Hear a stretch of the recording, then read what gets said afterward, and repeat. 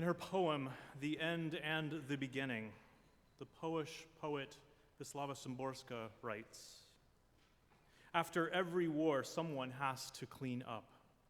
Things won't straighten themselves up after all. Someone has to push the rubble to the side of the road so the corpse-filled wagons can pass. Someone has to get mired in scum and ashes, sofa springs, splintered glass, and bloody rags. Someone has to drag in a girder to prop up a wall. Someone has to glaze a window, rehang a door. Photogenic it's not, and it takes years. And after all the cameras have left for another war. We'll need the bridges back and new railway stations. Sleeves will go ragged from rolling them up. Someone, broom in hand, still recalls the way it was. Someone else listens and nods with unsevered head. But already, there are those nearby starting to mill about who find it all dull. From out of the bushes, someone sometimes still unearths rusted out arguments and carries them to the garbage pile. Those who knew what was going on here must make way for those who know little and less than little, and finally as little as nothing. In the grass that has overgrown causes and effects, someone must be stretched out, blade of grass in his mouth, gazing at the clouds. News of the end of World War I reached Toronto just before 3 a.m., exactly 100 years ago today. The various reporters for the Associated Press had just signed off for the night and gone to McConkey's at Yonge and Queen for a very late dinner. A lone operator was in the office when the news broke. The tap, tap, tap of the telegraph announced that the armistice had just been signed. A messenger alerted the reporters at the restaurant, and they rose at once and rushed out, but not before all getting stuck in the swinging door. The reporter from the Toronto Daily Star was the first one to get free. The news quickly began to spread from there by word of mouth and by the wave of noise that rippled away from that telegraph machine across this city.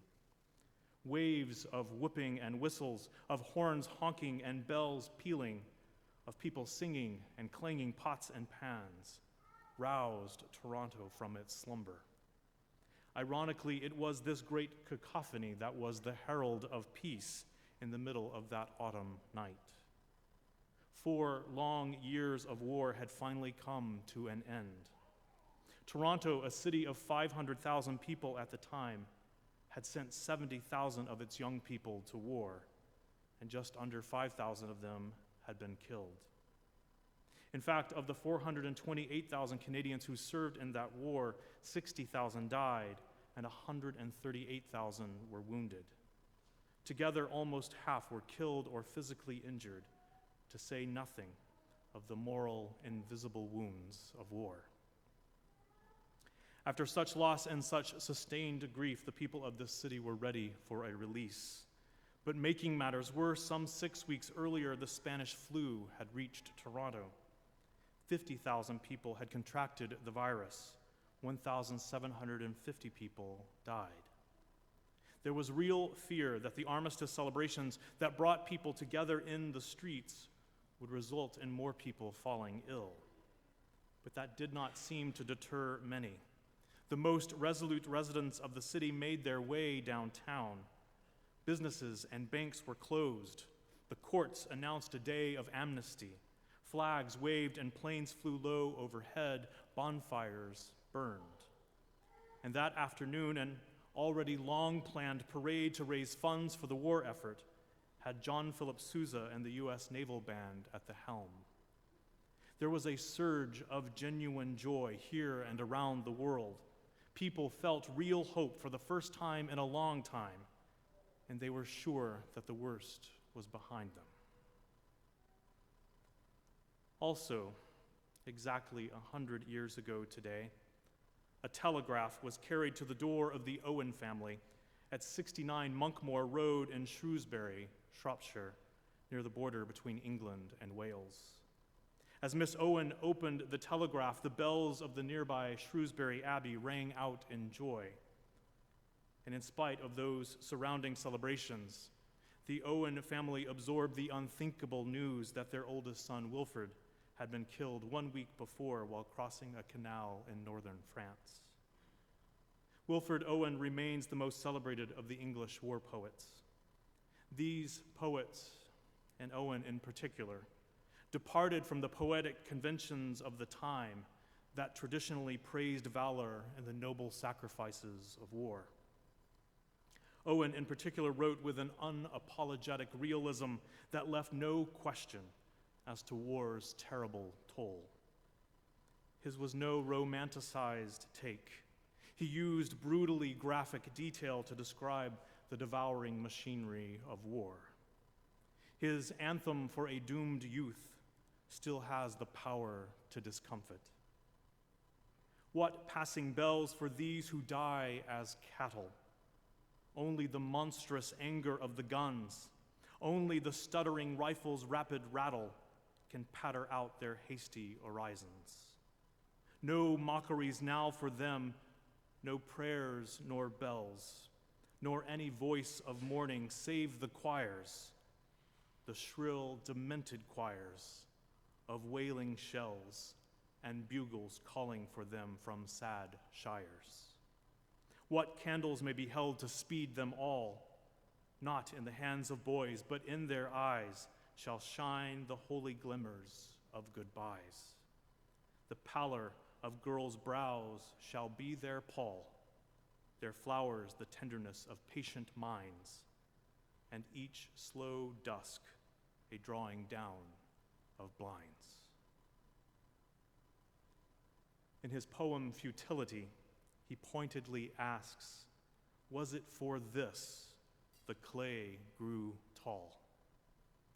Was it for this, for the devastations of war, that clay, that we humans grew tall? Was it for this that we were born?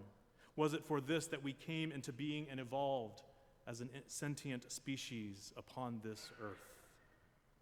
These are questions I have certainly asked, and perhaps you have too. A few springtimes ago, trekking outside of Paris, Bob and I visited several of the beaches up along the English Channel. Looking out to the sea, the calm, cool waves washed in upon the sandy beaches that stretch into the distance, the horizon crowned by an almost endless pale blue sky.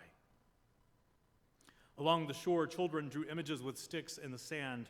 Dogs played fetch with their humans. Couples frolicked hand in hand along the water. It was a glorious day to be in France, but there was something unsettling about the whole scene. On these same beaches, of course, some 7 decades before, thousands of young men were mowed down by machine guns and exploding artillery shells.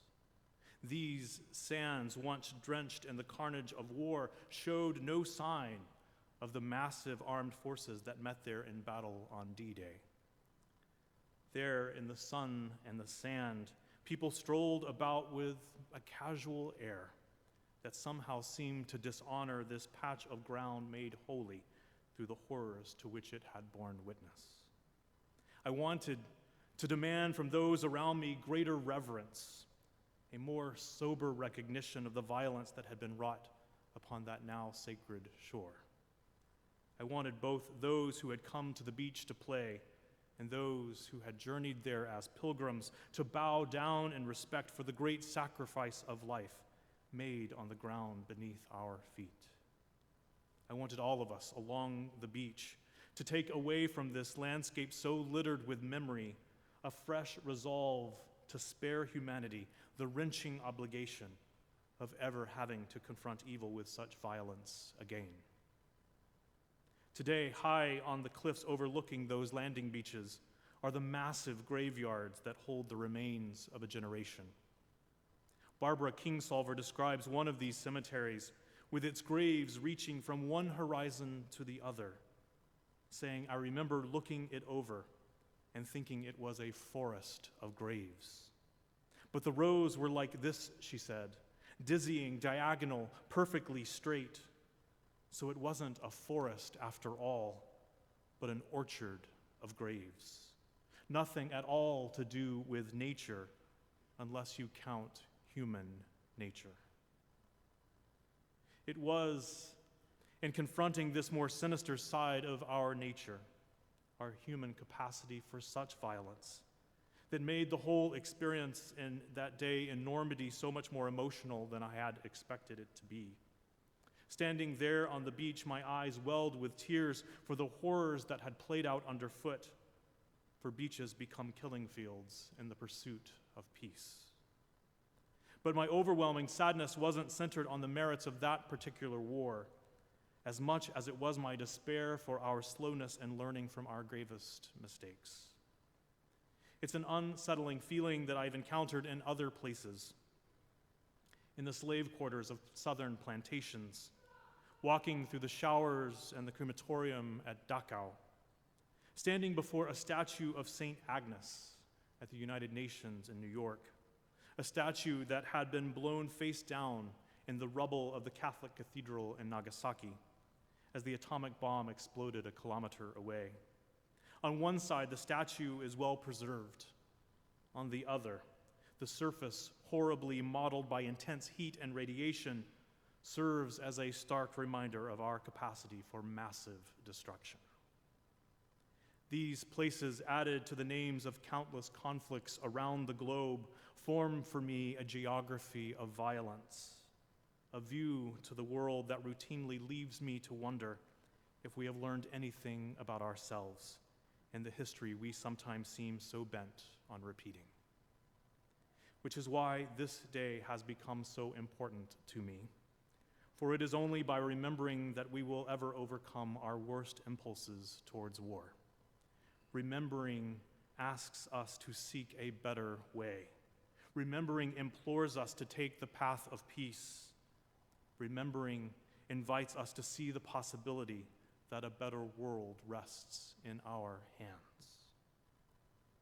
In his book, The Better Angels of Our Nature, Steven Pinker argues that violence has declined in both the long and short run. He makes the case that human history has moved toward more peaceful cooperation as we've embraced as guiding values reason, empathy, self-control, and a stronger moral sense. I largely agree with him on this point, though I don't share his unbridled optimism. I am less convinced of his vision of steady progress. I am left questioning whether our species will reject violence, especially as we move farther into late capitalism, peak oil, and the slow-moving catastrophes of climate change. The recent spate of authoritarian leaders coming to power in various countries around the world does little to inspire confidence. Last Sunday afternoon, I met with our coming-of-age class, the group of young people entering their teenage years who will be sitting with life's big questions in the coming months. I took them into our archives downstairs as they were hoping to find the oldest thing in our building. Not so incidentally, the oldest thing we have are these 17th century brass candlesticks, which were donated to First by Bill Johnston in honor of Betsy Presley, who in the late 1960s, with other women at First Unitarian in Detroit, created an underground railroad to help young American draft resistors immigrate to Canada. During his first weeks in Canada, Bill was introduced by his host to this congregation, which was welcoming of war resistors, and in fact had a number of them at the time living downstairs in Shaw Hall as refugees of conscience. The youth marveled at seeing these candlesticks up close. But then one of them spotted a framed statement of faith from a much earlier period of our history. In fact, this statement was a quite popular thing in Unitarianism congregations in the late 19th and early 20th centuries. That poster downstairs reads, "We believe in the fatherhood of God, the brotherhood of man, the leadership of Jesus, salvation by character, and the progress of mankind onward and upward forever. Set aside, if you can, the dated theology and the sexist language, and focus on that last line, the progress of humankind onward and upward forever. This was Unitarian optimism at its high water mark. It signaled a belief that in the dawning age, human progress was inevitable. That notion was severely challenged by the bitter wars of the 20th century. The Holocaust, the atomic bomb, and the threat of nuclear annihilation undid much of our rosy estimation of human nature, which is, again, why today is so very important. There is tremendous potential for full human flourishing upon this planet, but it is a choice, and one we often fail to make. Our human nature is in need of regular reminders of what is at stake and of what is possible, both good and bad. As the poet Szymborska reminds us, time erodes our collective memory. Those who knew what was going on here must make way for those who know little and less than little, and finally as little as nothing. Our work of remembering is an act of resistance, and our deeply needed relentless appeal to serve the better angels of our nature. May we honor all of those this day whose lives have been taken or touched by war. May we honor their sacrifices by committing ourselves to the work of peace. May we honor their lives by taking up the call to remember today and always.